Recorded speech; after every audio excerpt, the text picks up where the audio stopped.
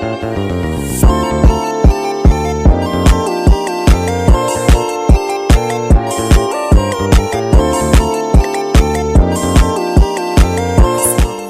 warahmatullahi wabarakatuh.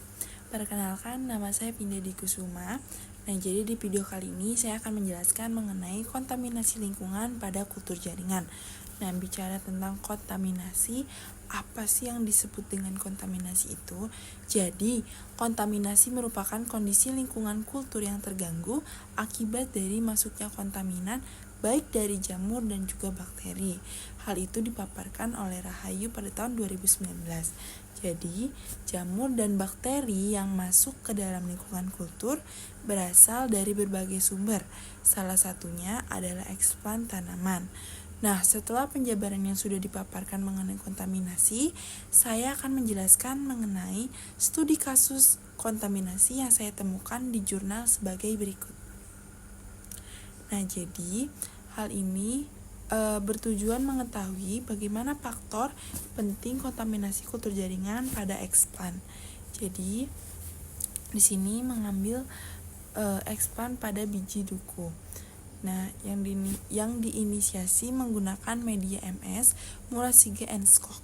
Jadi hasil penelitian menunjukkan bahwa faktor penting penyebab kontaminasi pada eksplan biji duku adalah dibukanya kulit pelindung biji, belum optimalnya penggunaan steril seperti Clorox, adanya bekas luka selama proses inisiasi, dan waktu pemanasan alat-alat autoklaf yang kurang optimal. Nah, sekarang kita masuk kepada pendahuluan jurnal. Jadi, tanaman asli Indonesia, salah satunya adalah duku atau biasa disebut dengan Lansium domesticum, memiliki banyak manfaat dan rasa yang khas sehingga disukai banyak orang. Jadi, tanaman duku mengandung berbagai vitamin seperti vitamin B dan C. Nah, selain itu, beberapa bagian tanaman duku memiliki senyawa farmakologis yang bermanfaat sebagai obat seperti aktivitas anti kanker karena adanya senyawa siklotanoid, terpanain, dan daun duku. Nah, jadi menurut Suparwonto dan Hutapea, tanaman duku ini terdapat di berbagai daerah di Indonesia. Namun, duku yang paling terkenal di masyarakat adalah duku organ komering lir di daerah Sumatera Selatan.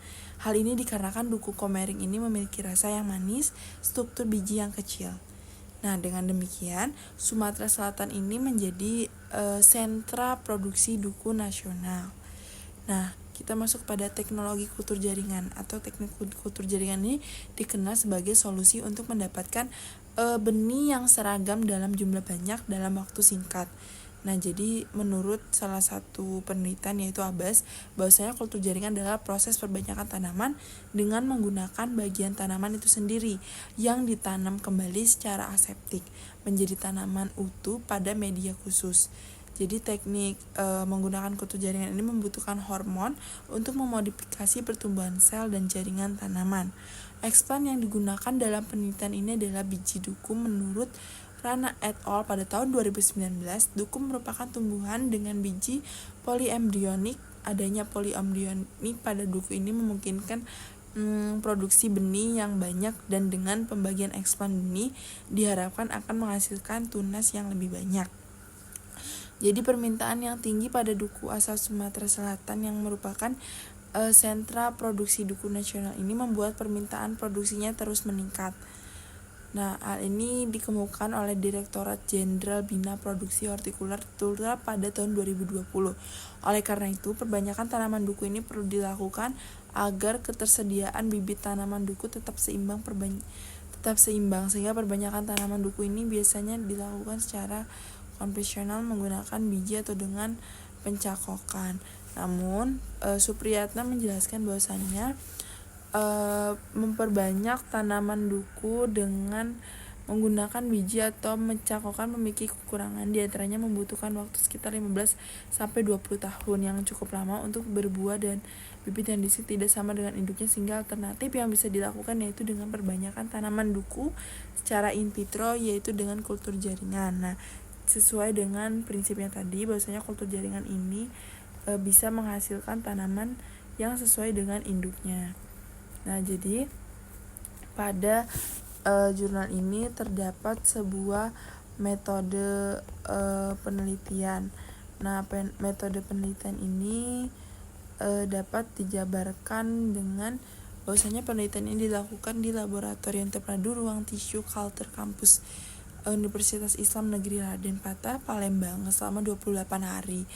Nah, eksplan tanaman duku yang digunakan berasal dari tempat pembibitan di Kabupaten Ogan Kemiring Lirir, Sumatera Selatan, Indonesia. Jadi eksplan yang digunakan untuk induksi tunas adalah biji duku. Proses sterilisasi eksplan yang dilakukan secara kimiawi di luar ruangan penanaman dengan mencuci bersih eksplan menggunakan deterjen dan dibilas dengan air mengalir. Kemudian sterilisasi dilanjutkan di dalam ruang penanaman menggunakan laminar air flow atau disingkat dengan LAP secara aseptik dengan 30% klorox untuk eksplan biji dengan penggojlokan selama 15 menit, dibilas dengan aqua desteril dan penggojlokan ulang selama 5 menit sebanyak 3 kali pembilasan.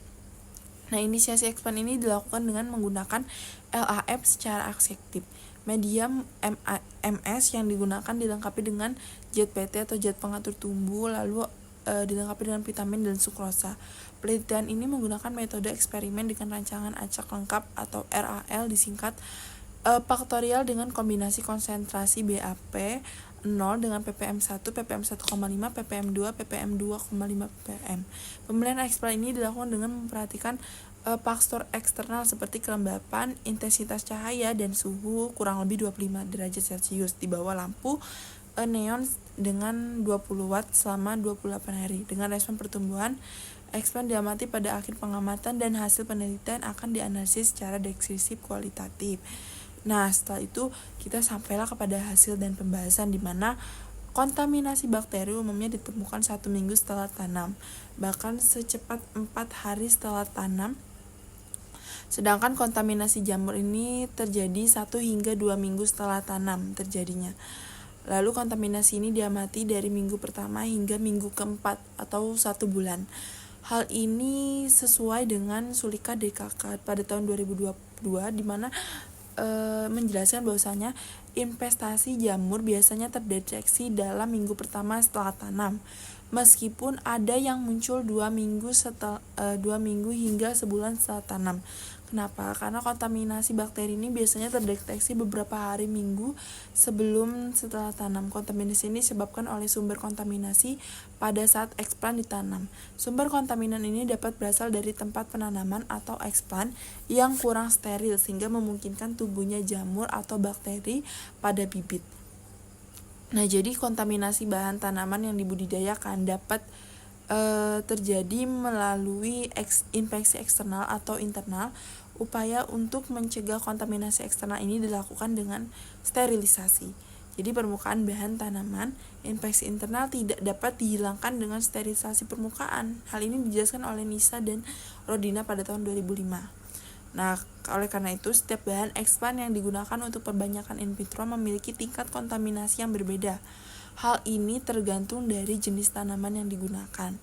Hal ini juga tergantung pada bagian tanaman yang digunakan, morfologi permukaan lingkungan tumbuh atau rumah kaca dan lapangan, lalu kondisi tanaman dan waktu pengambilan eksplan.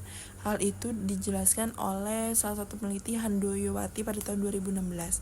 Nah, beberapa kontaminasi yang ditemukan pada pengamatan planet biji duku terjadi ketika berumur 1-2 minggu setelah tanam dan 3-4 minggu setelah tanam. Hal ini menunjukkan adanya kontaminasi internal, di mana tanda kontaminasi ini muncul dalam beberapa hari hingga 1 bulan, menurut Sulika dan kawan-kawan pada tahun 2022. Nah, hal ini digambarkan pada penampakan kontaminasi pada eksplan duku di gambar 1 di sini. Jadi penampakan kontaminasi jamur eksplan biji duku A dan B. Lalu kontaminasi jamur ditunjukkan dengan adanya miselium berwarna putih di sekitar media atau eksplan. Miselium ini secara bertahap menyebar di sekitar media, menutupi seluruh permukaan eksplan, menghambat pertumbuhan dan menyebabkan kematian eksplan. Hal ini dijelaskan oleh Nisa dan Rodina pada tahun 2005. Hal ini menyebutkan bahwa jamur yang mengkontaminasi media dan eksplan adalah jamur biasa ada di laboratorium seperti Aspergillus sp, Penicillium sp, itu menurut Suliko DKK pada tahun 2022. Hal ini menegaskan bahwa kembalinya jamur atau jenis jamur yang terdapat pada eksplan biji duku diduga adalah Aspergillus niger, jamur dari Pipum Ascomycete jamur. Ini terutama diisolasi dari tanah, sisa-sisa tanaman dan udara dalam ruangan. Mardigan dan Martiko 2006, spora jamur ini biasanya dapat bertahan dalam waktu yang lama selama tanaman masih menyediakan air dan kelembapan pada jaringan tanaman masih terjaga. Jadi kontaminasi jamur umumnya merupakan jamur endofit karena tidak terpengaruh ketika disterilisasi menggunakan klorok maupun twin. Nah, kontaminasi pada minggu pertama pengamatan ditandai dengan adanya bercak atau miselium berwarna putih di sekitar perakaran eksplan. Hal ini digambarkan pada tabel 2. Diduga kontaminasi ini disebabkan oleh kulit biji duku yang ikut dibersihkan dalam proses sterilisasi. Beberapa penelitian menyebutkan bahwa eksplan biji memiliki tingkat kontaminasi jamur yang rendah. Jadi ada penelitian menyebutkan, Hendriansyah dan Irwansyah menyebutkan bahwa bagian ini sulit dihinggapi spora jamur karena permukaannya yang licin dan porinya yang sangat halus. Nah, hal ini menggambarkan bahwasanya biji terlindung oleh kulit biji yang menjaganya dari paparan jamur, baik dari habitatnya maupun dari lingkungan ketika diisolasi. Penampakan kontaminasi bakteri pada eksplan ini digambarkan pada gambar 2, di mana penampakan kontaminasi bakteri pada eksplan biji duku A dan B. Nah, kontaminasi bakteri dengan gejala awal ditandai dengan terbentuknya selaput bening yang menutupi media berupa lendir di permukaan media. Kemudian berubah menjadi putih kekuningan. Bintik-bintik ini menyebar seiring waktu menutupi permukaan media dan menghambat pertumbuhan eksplan. Hal ini sesuai dengan Setiani et al. Pada tahun 2018 yang menyebutkan bahwa kontaminasi bakteri ini ditandai oleh adanya lendir pada permukaan media. Bibit pada media yang terkontaminasi bakteri tampak layu dan lambat laun mati. Kemudian planlet disebabkan oleh aktivitas bakteri yang mengganggu sistem jaringan tanaman sehingga mengakibatkan gangguan pertumbuhan dan kematian planlet. Seperti itu. Jadi bakteri yang mungkin berasal dari laboratorium adalah bakteri gram positif.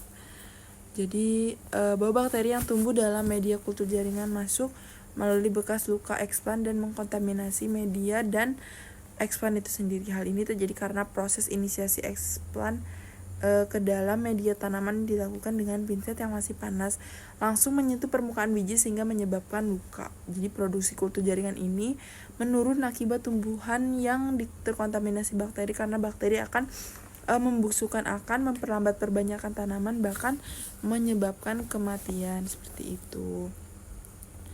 Nah, jadi bakteri-bakteri ini dari genus Bacillus sangat beragam karena sel Bacillus ini dapat bertahan pada suhu di atas 100 derajat Celcius dan menghasilkan endospora yang sangat tahan terhadap disinfektan seperti alkohol, hiklorit, dan merkuri klorida. Bacillus diketahui dapat bertahan hidup selama proses autoklav media, terutama media yang diungkapkan ke dalam Erlenmeyer sebelum diautoklafkan. Media kultur jaringan biasanya diautoklav untuk waktu sterilisasi minimal sehingga suhu yang dibutuhkan tidak cukup tinggi untuk membunuh spora Bacillus. Akibatnya, kuman yang muncul di media tidak mati. Salah satu bakteri laten seperti Lactobacillus plantanum terbukti dapat membunuh tanaman setelah subkultur berulang kali ketika tingkat kontaminasi cukup tinggi. Nah, itu tadi beberapa hal yang dapat disimpulkan dari jurnal. Kesimpulan yang didapat pada jurnal ini akan dilampirkan pada PowerPoint yang ada di atas seperti ini. Nah, itu bisa dibaca mengenai kesimpulan tentang kontaminasi pada tanaman duku. Nah, itu tadi penjabaran saya mengenai kontaminasi lingkungan yang ada pada kultur jaringan tanaman duku. Mungkin itu tadi penjabaran singkat mengenai kontaminasi lingkungan kultur jaringan. Mungkin cukup sekian dari saya. Mohon maaf jika tidak ada kejelasan kata dan juga ada kesalahan saya dalam berbicara. Saya cukupkan. Wassalamualaikum warahmatullahi wabarakatuh.